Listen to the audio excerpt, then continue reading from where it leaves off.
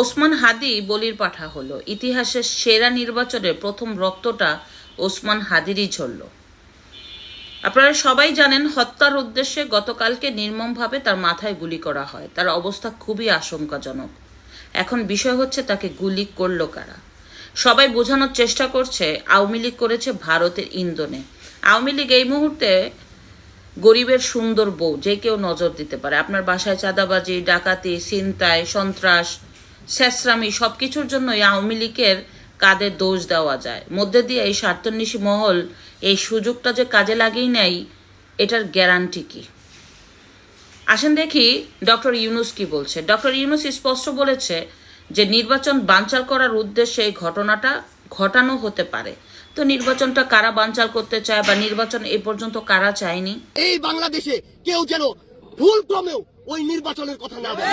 আমরা নির্বাচন চাই না, মানি না এবং হতে দেব না বলে আমরা দ্যাট ট্রেনিং কন্টেক্ট কথা প্রকাশ করে দিয়েছি। এই নির্বাচন বাংলার জমিনের ভিতরে হতে পারে না, হতে দেওয়া হবে না।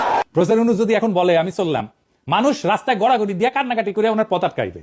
আল্লাহ তুমি নির্বাচন দিও না আল্লাহ। দেখেছেনই তো, নির্বাচনটা জামাত চায়নি, কারণ বাংলাদেশের অদৃশ্য ক্ষমতায় আছে জামাত। বাংলাদেশের প্রত্যেকটা সেক্টর, সরকারি অফিসগুলি জামাতের দখলে।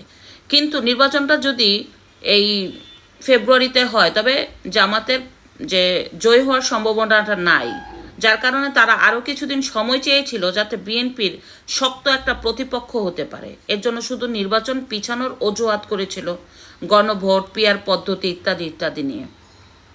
তো নির্বাচনটা জামাতও চেয়েছিল যাতে না হোক। তার মানে কি জামাত ঘটনাটা ঘটাতে পারে?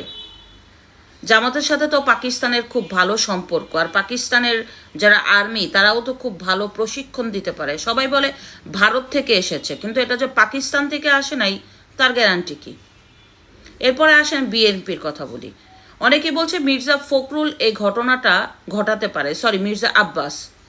কিন্তু মির্জা আব্বাস আমার মনে হয় না এই ওসমান হাদিকে গুলি করবে, কারণ মির্জা আব্বাসের তুলনায় ওসমান হাদি একটা মশা। যত কিছুই বলেন, ঢাকা ৮ আসন থেকে নির্বাচনে মানে হাদির প্রতিপক্ষ হতেই পারে না মির্জা আব্বাস। মির্জা আব্বাস অনেকবার এমপি, প্রভাবশালী মন্ত্রী ছিলেন এবং তার এলাকায় প্রভাবশালী একজন ব্যক্তি। সব কিছু তার দখলে। তা আমার মনে হয় না সেই মশা মেরে তার গায়ে কাদা লাগাবে। এটা উদ্দেশ্য প্রণোদিতভাবে করা হয়েছে যাতে বিএনপিকে সামনে রেখে স্বার্থন্বেষী মহল ফায়দা উঠাতে পারে। অনেকেই বলতে পারতেছে এই হাদির এই ঘটনার দিনই কেন তারেক রহমান দেশে আসার কথা বলল। হয়তোবা ব্যাপারটাকে ধামাচাপা দেওয়ার চেষ্টা করা হচ্ছে। আমার যতটুকু মনে হয় যে তারেক রহমান দেশে আসার ঘোষণা দিয়েছে এর জন্য